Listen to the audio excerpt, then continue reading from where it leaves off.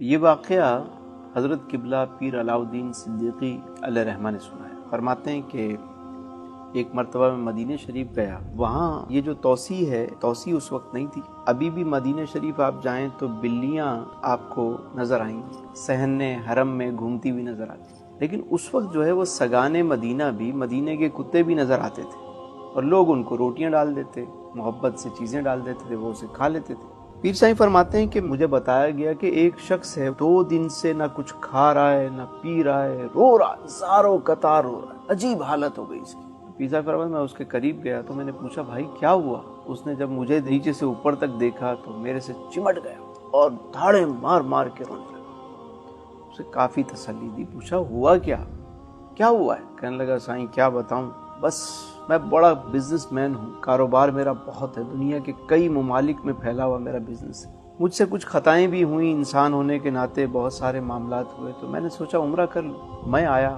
عمرہ کیا، مدینہ شریف آیا تو میں نے دیکھا کہ یہاں لوگ مدینے کے کتوں کو روٹیاں پیش کرتے ہیں، ان کے آگے چیزیں رکھتے ہیں، وہ کھا لیتے ہیں۔ میں نے بھی کافی ساری روٹیاں خریدی اور لے جا کر میں نے ان کو پیش کی، لیکن جتنے کتے تھے وہ آتے، مجھے دیکھتے، روٹی کو سونگھتے، واپس چلے جاتے۔ کسی نے بھی میری یہ روٹیاں قبول نہیں کی، کسی نے بھی میرا یہ ہدیہ قبول نہیں کی۔ میں کیا کروں پیر سائیں؟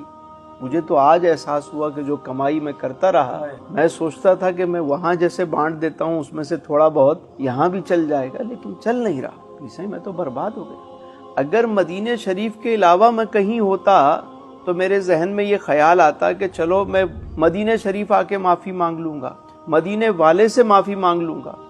بابا میں تو خود مدینے میں ہوں، میں کہاں جاؤں؟ نہیں، میں تو لٹ گیا، میں برباد ہو گیا، میں کیا کروں؟ پیر صاحب فرماتے ہیں کہ میں نے اسے تسلی دی اور میں نے کہا کہ تم تو حضور کے امتی ہو، مایوس کیوں ہوتے ہو؟ ایک کام کرو، دوبارہ روٹیاں لو اور جا کر گنبد خضرا کے سامنے بیٹھ جاؤ، جالیوں کے روبرو جا کر صحن میں بیٹھ جاؤ اور حضور سے عرض کرو کہ حضور اس فقیر کو قبول کر لیں، حضور یہ قبول کر لیں، یا مجھے بتائیں کوئی در ایسا کہ جہاں میں چلا جاؤں، حضور قبول کریں۔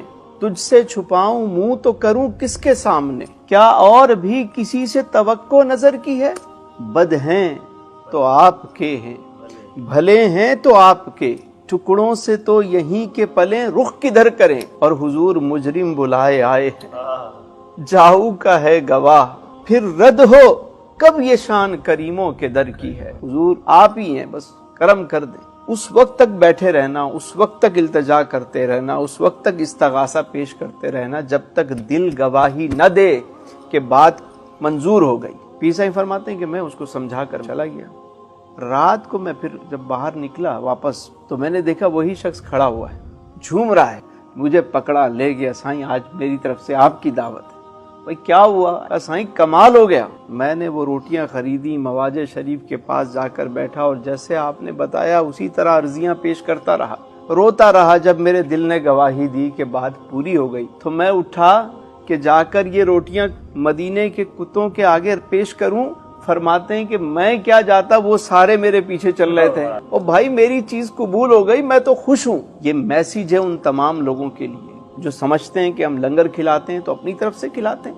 ارے بھائی یہ اللہ کا احسان ہے تم پر کہ تمہیں یہ توفیق بخشی، تمہارا دیا ہوا مال قبول ہو جاتا ہے، اللہ کا شکر ادا کرو۔ یہ اللہ کا احسان ہے، اللہ جسے چاہے چن لیتا ہے، جسے چاہے جس کام پہ لگا دے۔ اگر تمہارا دیا ہوا ہدیہ قبول ہو جاتا ہے تو اپنی خوش نصیبی پہ ناز کیا کرو، مزید محنت کیا کرو اس راہ میں، مزید کوشش کیا کرو۔ کیوں؟ کیونکہ جو تیرے در سے یار پھرتے، در بدر یوں ہی خوار پھرتے۔